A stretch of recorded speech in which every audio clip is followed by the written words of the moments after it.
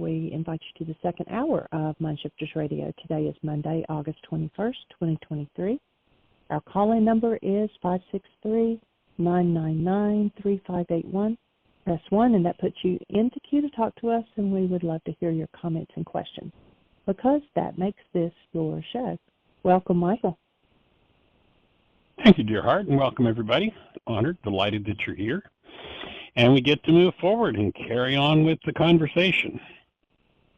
We've been discussing the idea of codependence to interdependence recently and the power person dynamic.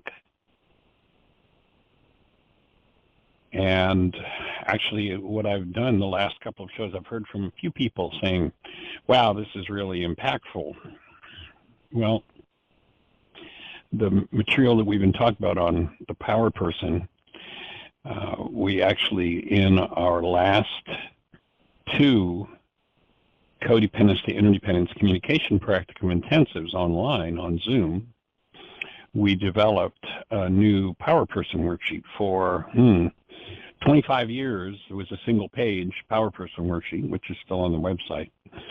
And in doing these two intensives back-to-back online led to creating what has become now a 14-page power person worksheet. And so that's what I've been talking about with the pseudo-solutions and the goals, the things that people are looking to accomplish and such. So that's kind of what I'm drawing on for that. And if it's impacting you and if you're ready to do the next level of work, of course, this is just scratching the surface of what happens in that particular intensive, and we do have it available as a standalone self-study process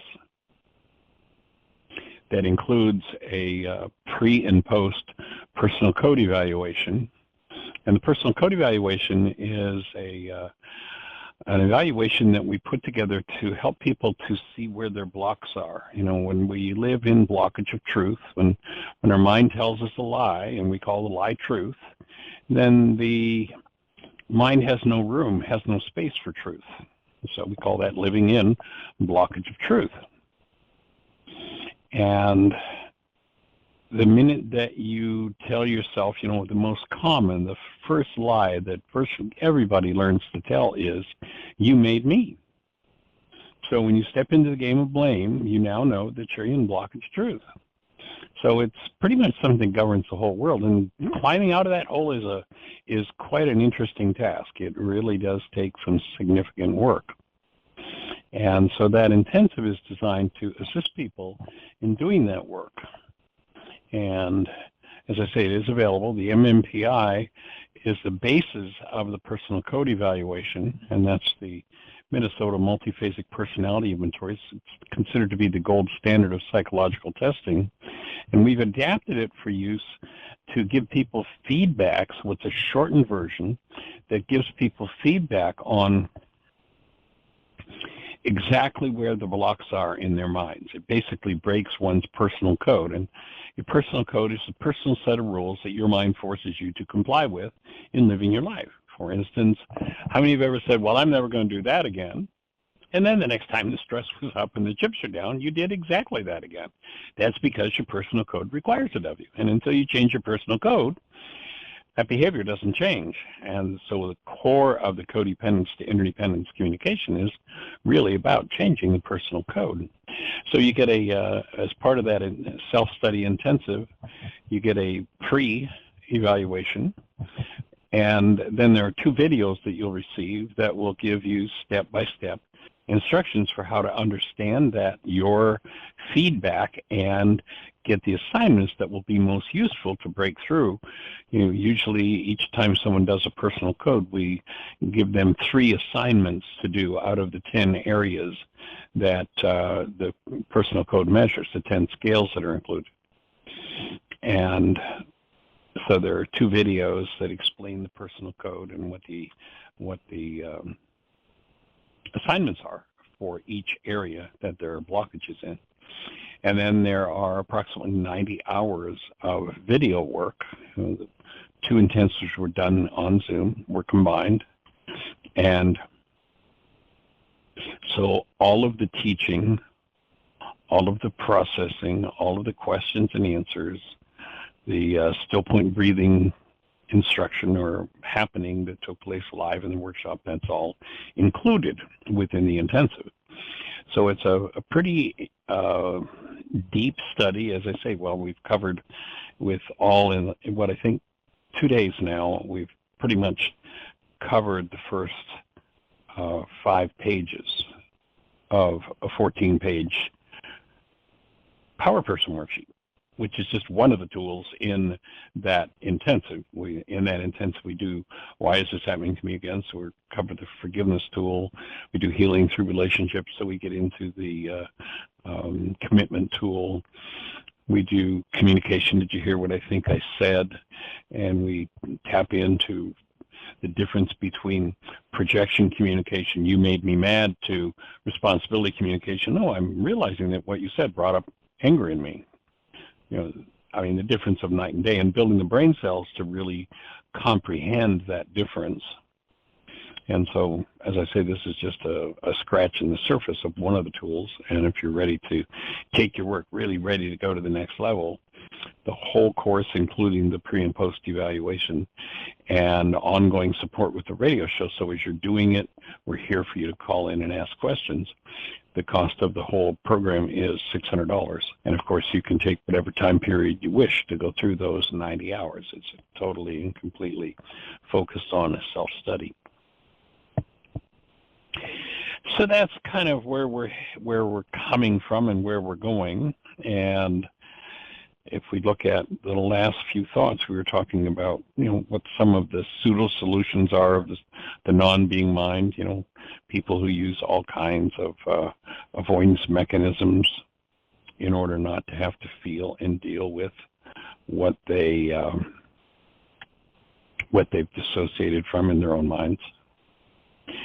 And so, you know, anything from the denial, dissociation, yelling, screaming, you know, avoiding, false pride, leaving, escaping, going numb, becoming self-absorbed, making excuses, unwilling to look within, you know, dish out your daily dose of disapproval in yourself or others, be unfair, unkind, OCD, puff up, rage, threaten. They're all the things.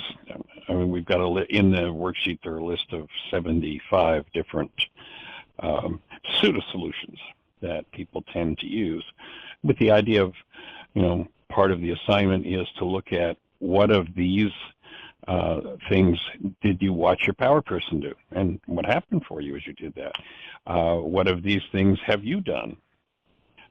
And then there's a key question in it, because what happens is everybody does the behavior of their power person, or spends a whole lot of energy and time resisting and struggling against doing those behaviors.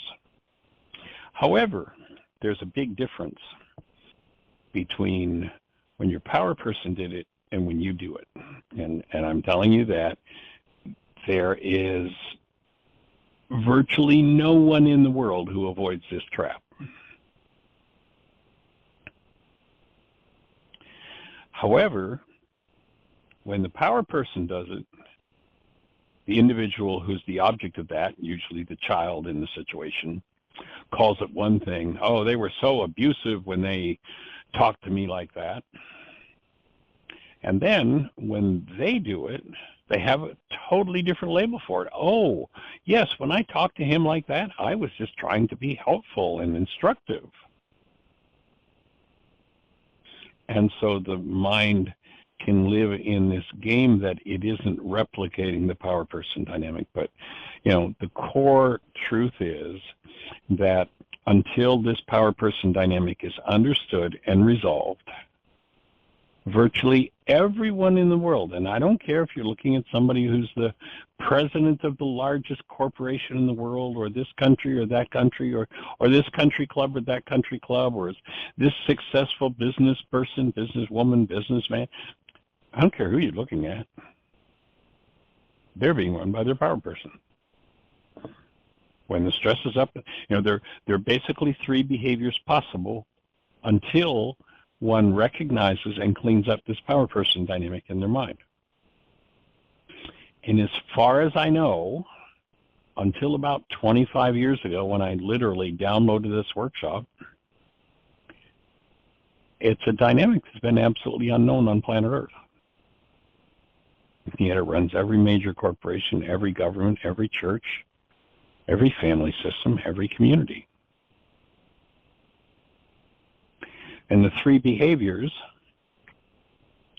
that the automatic decision system kicks in and insists that you do, again, remember people say, well, I'll never do that again, and they don't until the next time the stress is up and the chips are down, because when ultra stressed, everyone does what their power person did to them that they hated the most. Or, as I say, spends a great deal of time and energy resisting doing that. Gene and I did this workshop in Fort Lauderdale back, I don't know, 15, 17 years ago, something like that. And a gentleman who runs a 12-step program had invited us to present to his 12-step group. He had an extremely large online community that he had run for several decades, like kind of back from the early days of the internet. And he'd been in AA for about 30 years, in recovery, hadn't touched alcohol in 3 decades. And when I explained the behaviors, he very vehemently resisted and said, no, that's not true, because as a kid, I was severely beaten by my father just about every day of my childhood. And I have a son, and I have never hit my son. And he kind of came on sort of strong, like, that's not true. And he went from that posture of rigid and, objecting and strong about it to where I think I could have bowled him over with a feather when I then asked the question, and how much time do you still spend trying to control your fists? It was like, that's like the major project of my life, to keep from hitting somebody. So, yes, you had the willpower to resist doing the behavior that your power person did that you hated the most. And it's still running in your mind 30 years after you got sober. So this is something that virtually everyone needs to resolve. One of the ways they avoid dealing with the power person dynamic is they just rename it. They do the behavior, but they rename it. It's something different for them. So the next step in the process of healing through relationships and with the understanding of codependence is to allow yourself to become conscious of each thought disorder that's based on the power person messages you received, or it may be messages that you made up about yourself or others. So the self-message might be, there's something wrong with me, I'm broken. The message that comes from the power person is, you're broken, there's something wrong with you. It might be a thought like with others, oh, other people are incapable of functioning as love. People rip me off. And when I own and forgive as to those errant thoughts, those thought disorders at the root of any pain-based perceptions, the pain-based pictures in my mind over time unwind. Get to unwind all the energetic dynamics behind it and remove all that pain from my life. But you don't do that if you don't ever allow yourself to become conscious of and forgive as to those thought disorders. And oftentimes, people tell themselves stories about the power person to convince themselves that the message received from the power person was true.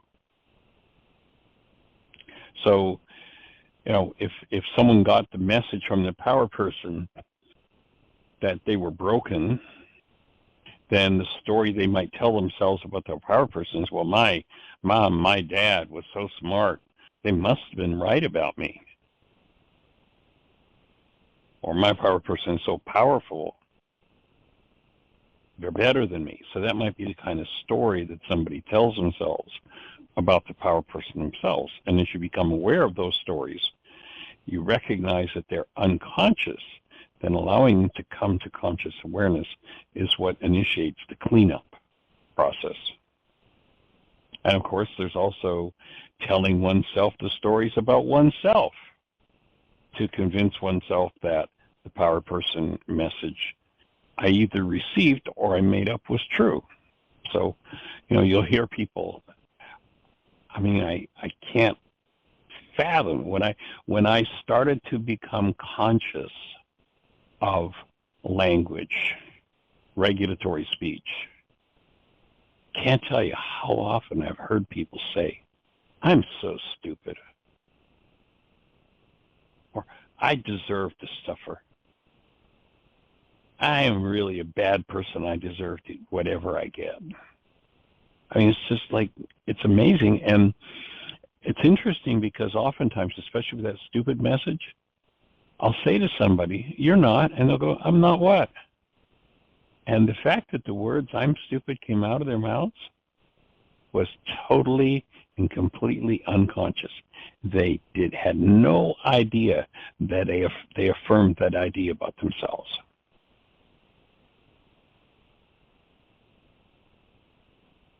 So it becomes really key and really important to start to dismantle those dynamics.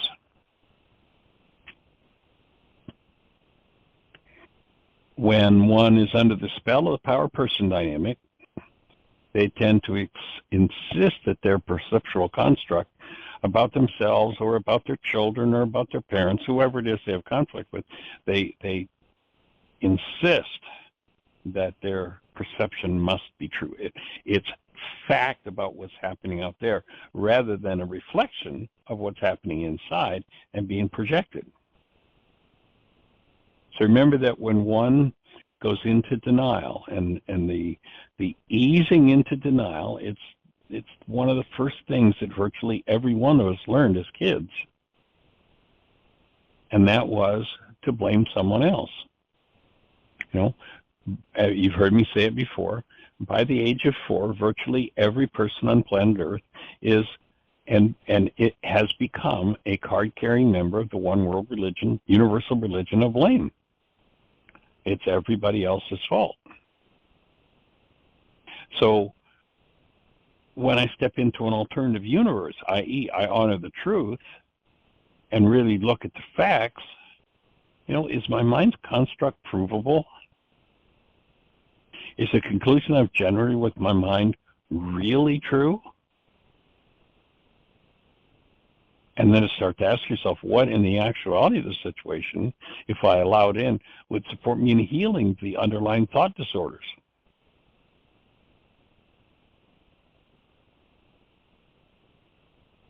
So when I start to tell myself the truth, the person who I said never supported me, all of a sudden, I realize that's a construct of my mind, and I really tap into the facts, and my goodness, they've been there to support me totally.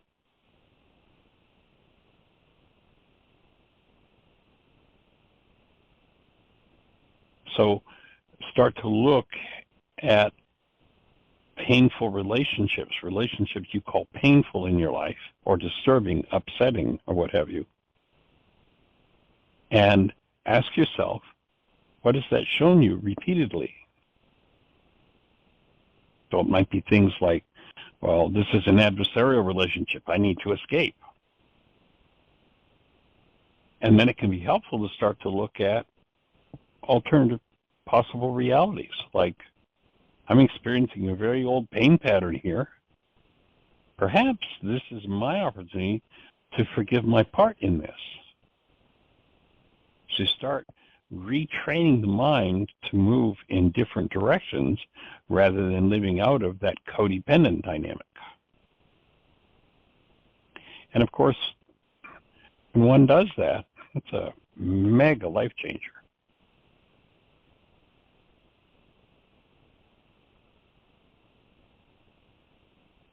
And whenever I do a behavior, that behavior is always a form of communication. There's a component in the intensive that's called communication. Did you hear what I think I said?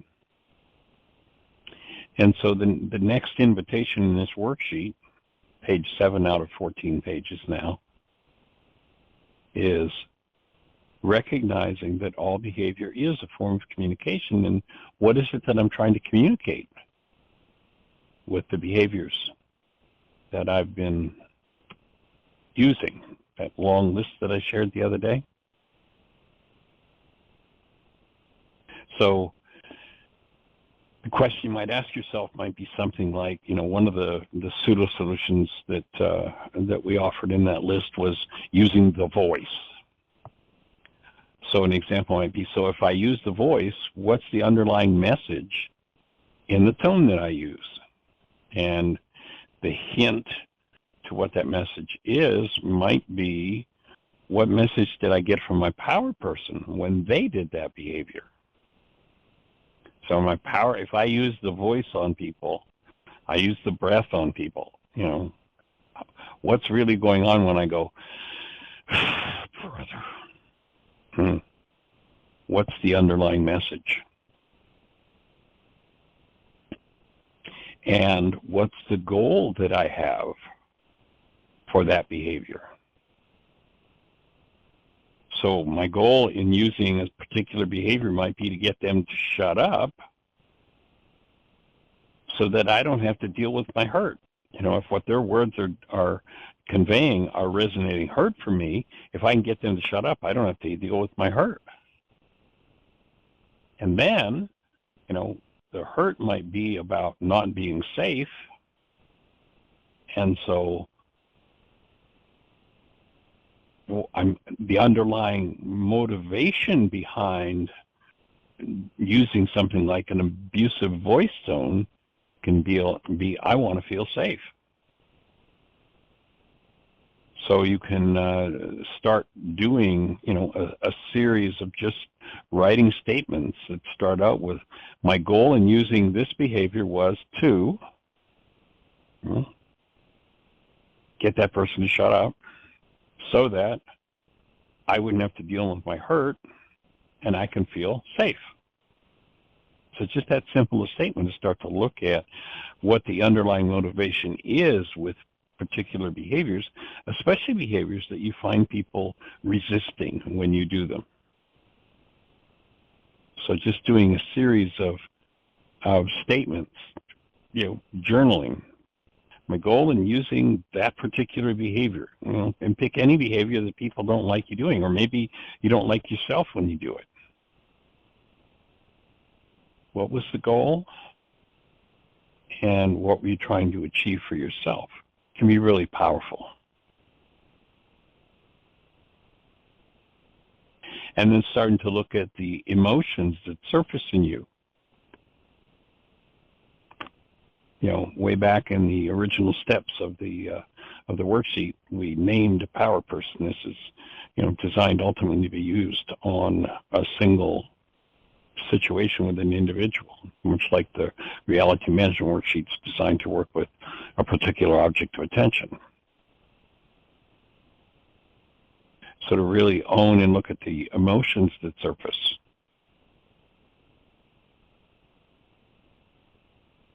And what played out with this power person dynamic with me, and are those emotions similar to this event? So if I'm doing a worksheet on something that happened to me today, and I'm looking back to see how that played out in interaction with my original power person. And as you allow yourself to become conscious, this is part of the way that you resolve, aside from the forgiveness process, it's part of the way that you resolve that power person dynamic so that you're not run by it. As I say, the world is run by it until one understands and starts to work through it. Of course, identifying, when you start looking at those emotions, identifying the emotion and then really sitting with and contemplating what's the thought behind that emotion, allowing yourself to become fully conscious of it and be aware of where you're feeling it in your physiology. This is all part of becoming, you've heard us say that, become the thinker apart from the thought, the feeler apart from the feeling, the actor apart from the actions. And that can be very powerful in being able to observe what your mind is doing and not be lost in what your mind is doing.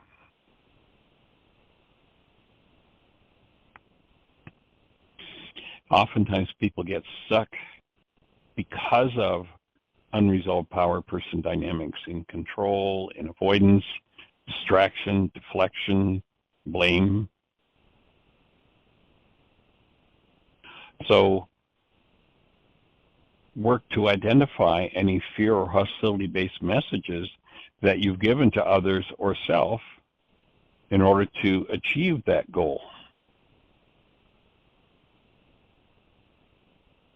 of, and identifying whether it's control or avoidance, distraction, deflection. And that might look like I force or threaten people into being silent. Don't make me look at that. I'll leave if you ever make me look at that or deal with that. Dynamics, when you start looking at them, are major life changers when you start undoing them. And oftentimes, the very message that we just spoke about, those fear and hostility-based messages that you give to others, are nothing but a replica. Again, it's behavior-based in the power person dynamic. So looking at a time when your power person conveyed those messages to you and how it felt for you, what came up in you in the way of feelings, can be another big key to resolving these dynamics.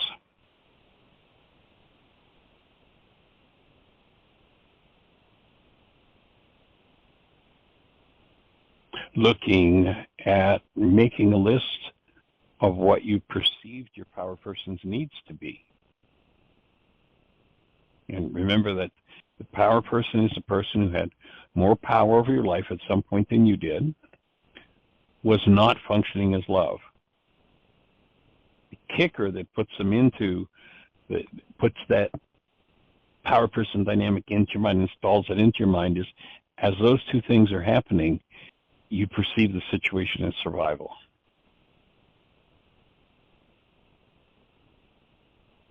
And once you make a list of what you perceived your power person's needs to be, then make a corresponding list of what did my power person do to get those needs met? And were their behaviors just and fair? If they were not just and fair, notice that under stress, you're probably not just and fair. Because again, under stress, virtually everyone does whatever their power person did to them that they hated the most.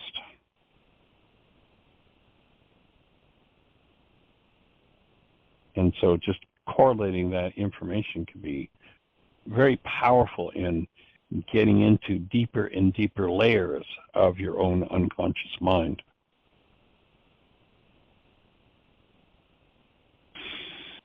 As you make a list of your power person's needs, have you ever exhibited similar needs? Then once again, make a list. And as you start to look at all these, what seem to be separate pieces of information, deeper and deeper clarity come to how it is that we create out of this power person dynamic. And that's where its resolution begins. And Ms. Jeannie, I see we're past the halfway mark, so just checking in, do we have anybody in the phone queue with a hand up or anything happening in the chat room? It is all quiet on this end. We've got several people out there. Oh, a hand just went up, and I believe it's Miss Susan. 610, awesome. You're on Say the hello. air. Hey there, young lady. Hi, guys. Hi. Hey. So, Michael, quick question to start. OCD is part of Yes. the can you explain that little mechanism, how that works? Well, my take would be that it's a thought disorder. And yes, it is. If one holds messages from a power person that are something like, I'm incompetent, or I'm always wrong, or I always make mistakes, then the misgivings about one's own behavior become the root of OCD. I have to do it over and over. I have to get the approval of my power person. I have to make sure I do it right. It's working out of those thought disorders. And when the thought disorders go away, then the OCD will tend to go away as well. Whoa. And it becomes OCB, obsessive compulsive blessing. Each time the mind, the old track is still there and it comes up, but it comes up with a smile and healing rather than pain and trauma. Mm. Okay, good. Does that make sense? Yeah. I'm thinking about my grandson who's about to go to college, grandson Charlie. Right. And he has relationship OCD with his father. He and his father were inseparably close all through his childhood. It was the sweetest relationship. And yet suddenly he started with a professor at school. Right. He suddenly started obsessing about this professor, that he thought he looked at him funny and he doesn't like him, and he passed him in the hall but turned away, and what does that mean? And then he got over that, and he said to me, what was that? I don't have any of those feelings anymore. But he transferred the whole truckload to his own father. So you can imagine how hard things have been in the house. Jonathan gets exhausted, my son, and says, you're trying to get me to, your monster is talking now. This is your OCD talking. This isn't healthy. I'm not going to try to reassure you because it will never end. If I say exactly what you want, you'll want even more or a tweak. I've got to go to bed. And Jonathan comes home tired from his long days. Right, sure. So it's been very hard, but it's reached the point where Charlie's about to go to college. He's going to drive 8 hours. And his dad said, if you want, I'll drive with you and we can share the driving. No, I can't do it because I'll OCD on you all the way down there. I can't do that. So Jonathan's parents are flying down there to help him move in, but he doesn't want them to go to any of his orientation events, the lunch they're having for parents and kids. He doesn't want them there. It's just been incredibly destructive and painful. And Charlie can't wait to get out of the house, and he thinks, once I'm out, I'll be fine. And I say to him, yes, you will. This will never happen again. Oh, let's hope so. Anyway, but I wonder what the word was. Yeah, go ahead. Well, I remember those things happening. You processed them on the show with us, with this teacher at school, and I think you did several interactions with him to help him to work through that. Yeah. And so, do you recall what it is specifically that was effective in getting him to disconnect that dynamic from his teacher? Do you have any recollection or idea? Yeah, and he's been working with a wonderful therapist. And he will tell me when he flips into his healthy-centered mode, he'll say, well, this is why I'm doing this, and this is what I'm doing. And I don't need to do it. I know it's a thought disorder, and I do this and do that. But you talked about the word spell. He gets under a spell. And I know exactly what you mean about that myself. So I guess I don't know. How would you know? There must have been some injury there, some trauma for him.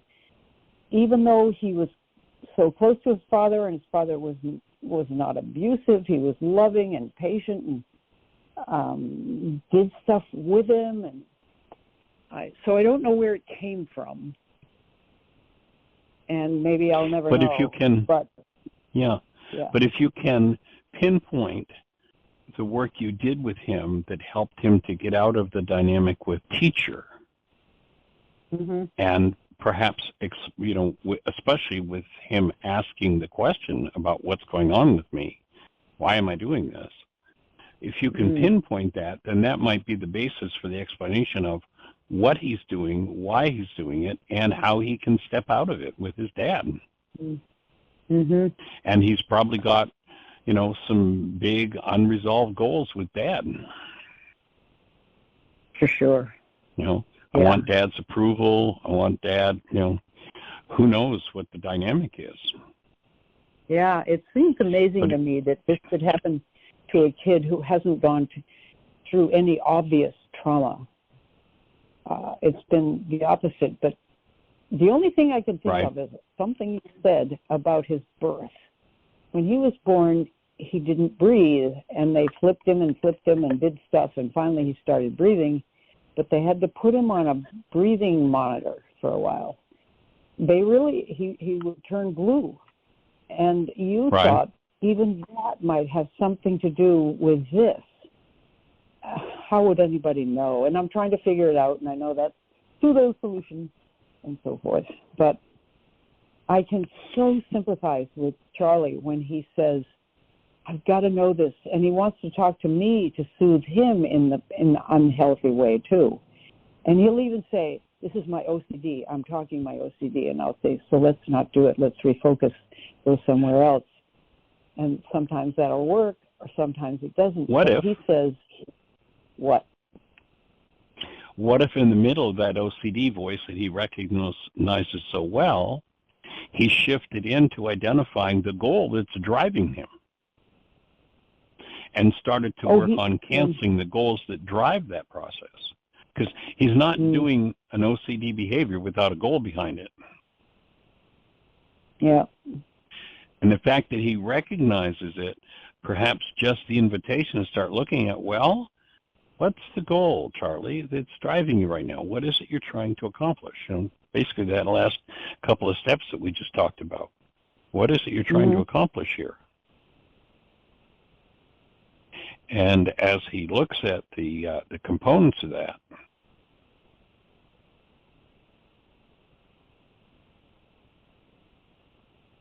well, he'll that say may be his like, release.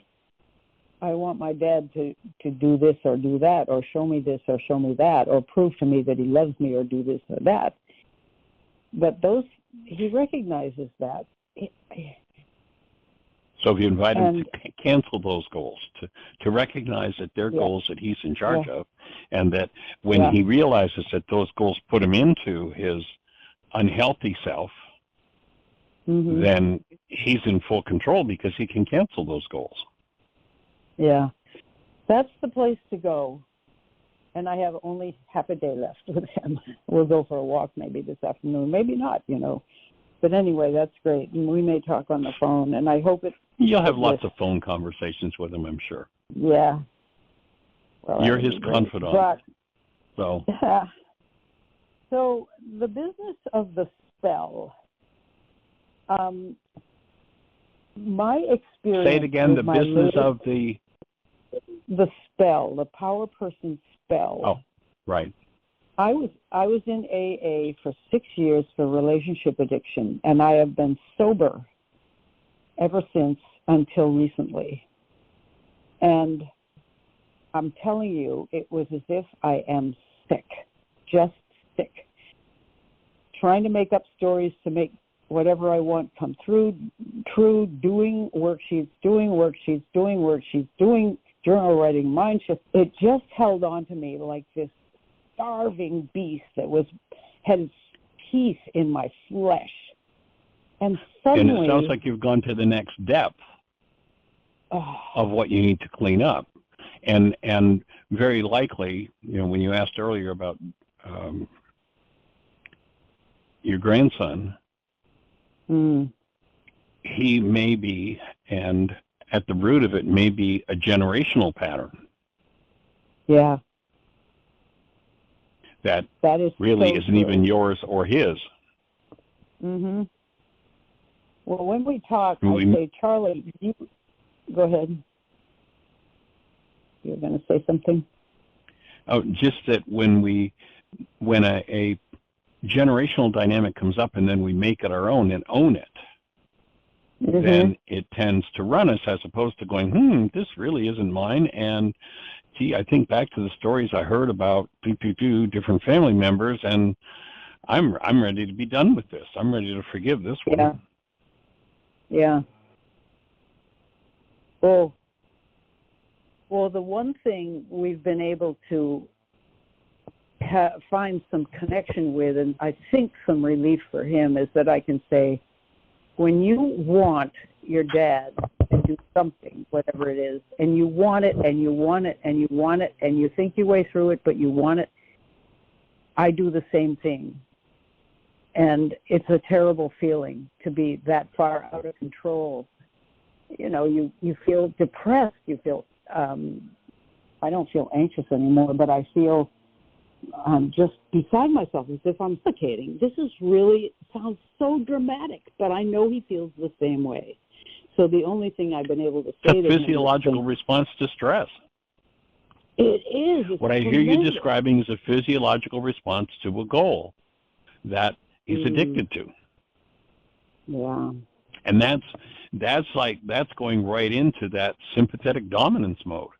And one of the challenges with sympathetic dominance, and I think this is a great component in how the medical profession labels people as having mental disorders, mental illness, is that once they're in that sympathetic dominance mode, literally blood flow is cut off to the frontal lobes of the brain. Yeah. And so reasoning capacity tends to disappear. Yeah. And being kicked into that can be as a result of some real circumstance or situation that brings up fear, or it can be some imagined goal that kicks one into fear.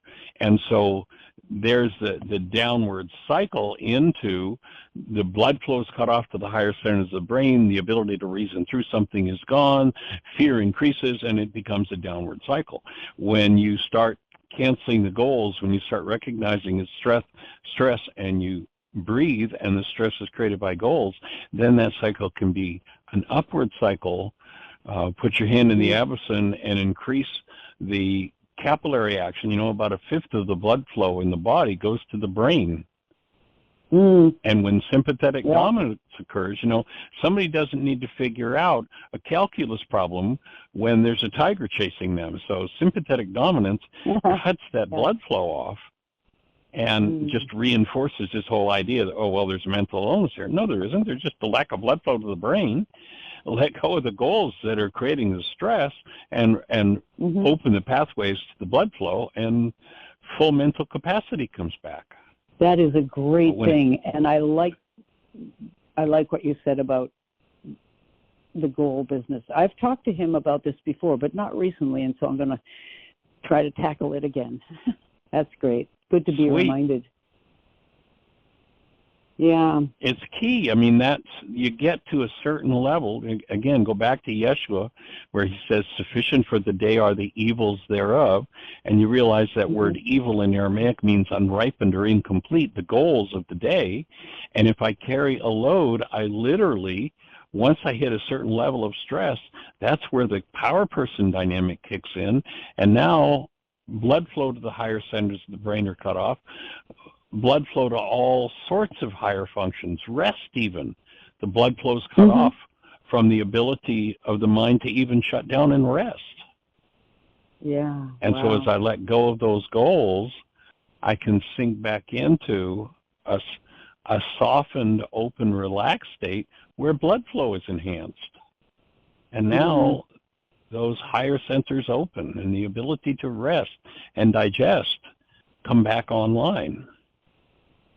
And if it's something Michael, that's been chronic, that's where the avicin becomes, I think, the assist, because it undoes the chronic congestion that comes from this going on in the structure in terms of blood flow long term, and supports it opening physiologically.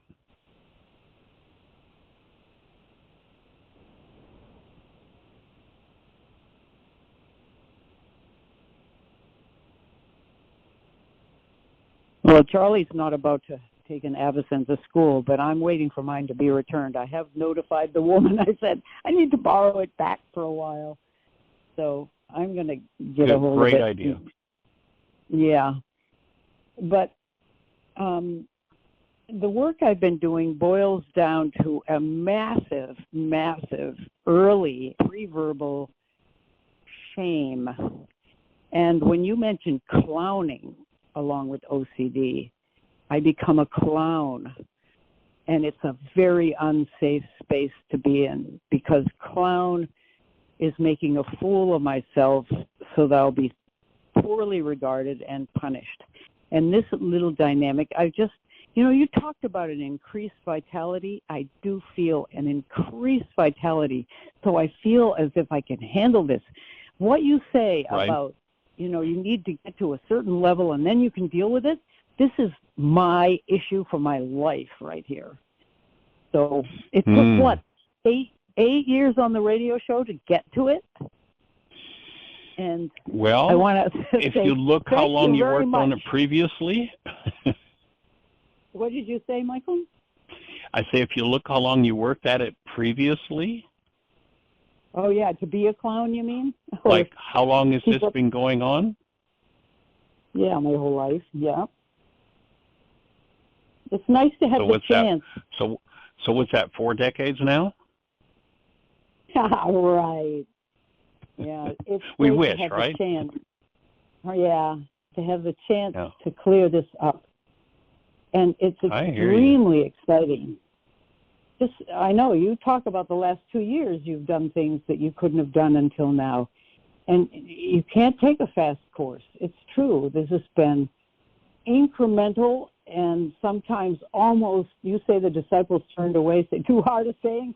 My mother-in-law used to say, why go into therapy if everything's working all right? And I'm thinking, okay, yeah, I understand. So, anyway. And we don't have to be sick to get better. No. But, I feel as if I've left a lot of carnage behind me. I've left a lot of rubble. I've made messes that I can't fix. And those are regrets. And maybe I've got to put those aside and just say, well, that's how it is, Well, remember that there's a power in you that Yeshua spoke of. It's step 5B in the worksheet, that in Aramaic was called Ruka de Kudsha, that there's this feminine superpower in you, femininely gendered in Aramaic, that has the power and the ability to undo the effects of your errors, the carnage you've left behind. When you turn it over fully, that power has the ability to reach back through all time, forward through all time, and undo the effects of that energy. Well, that's a lovely thought. I would like to think that's true. But I don't have any control over people other than myself. Right. And everybody has to ultimately do their own work. Yeah. I was talking to someone the other day, Mr. Businessman, and major issues, and it's like, well, yeah, I've got $5 in 5 minutes. Tell me everything you know. I mean, I'm a big businessman, so I should be able to be done with this in just a day or two, right? Well, yeah, this has been going on my whole life, but I mean, 3 days maybe. And that's the culture. I want it instantly. I want it yesterday. And most say too hard a saying and leave, and they don't want to do the work involved to produce the result. Yeah. Well, breathing with you. Yeah. Well, yeah. Thank you. I'm really fine. That's the other part. Is I feel great, even though I go into these places and just say, there it is again. Breathe. Drag out the worksheets. It was only 2 this morning. Thank Jeannie for her little app. Yeah. Yes. for sure. And as you progress, it will get easier and easier to take those little suckers by the throat and throw them out. You know, especially when you recognize that they're genetic, especially when I mean, remember that melody line in that song, how long has this been going on? Yeah. And most of these dynamics have been going on literally for centuries in our bloodlines. Yeah, right. And the impact is monumental. Go ahead. Yeah. Well, it's almost time. I won't keep yakking. Their whole, this is like that Hydra. There are all kinds of things that are changing because this one thing is changing. Nice work. Thanks. Thanks for making me All right, cool. dear heart. Appreciate you holding the space for that young man as well. Oh, and thanks. that, he's got a lifeline with you, and that he keeps the communication open, and you can just keep transferring to him the tools, the understanding, the ideas, and he'll come out the other side healthy. Well, We actually, we watched a film the other night about a young man who was a top athlete, literally one of the top two. At one point, he was considered to be the top tennis player in the world. And it's someone I really want to get in touch with, because he has bought into the fact that when he went out on the tennis court for this big match to face the toughest fellow who at that time was the #1 competitor in the world, nobody had the awareness to tell him that he was stepping into a whole new level of vitality. He's getting into an arena with 100,000 people, that he's touching into a whole new level of vitality, and his mind just breaks loose, and they call it a breakdown, not realizing that, his mind starts to run with every thought disorder, everything based in fear of loss that he's ever had, and they tell him he's got a mental illness. Yeah. It's like, sir, you don't have it was a documentary that he had done in order to expose the idea of mental illness and kind of help to get rid of the stigma of it. And he shared right toward the end of the film how he really was, just hopeful about, well, when I get rid of this, and the doctors almost like put a chain around his neck and drag him. Oh, you're never going to be mental illness, and that's all. You'll always have it. That's just the way it is. Oh, brother. And it's like, what a crock of crap. That's medical malpractice. Absolutely malpractice. And this is a guy, I mean, literally the top tennis player in the world back 4, 5, 6 years ago. Wow. It was a powerful film to watch and go through and see what What's this man the name went of it, through. Michael? Jeannie, do you remember what the name of that was? Breakpoint. Breakpoint. Oh, that's It was a good pretty title. powerful. Oh, okay. Pretty powerful. All right, young lady. Well, you have a blessed one. Appreciate you. And again, holding the space for your grandson. Thank you. All Thanks right, a lot. everybody. I appreciate it. Hey, you're most welcome. And everybody have the best year yet of your eternal lives. It's an awesome gift to give the world, and blessings. Bye-bye.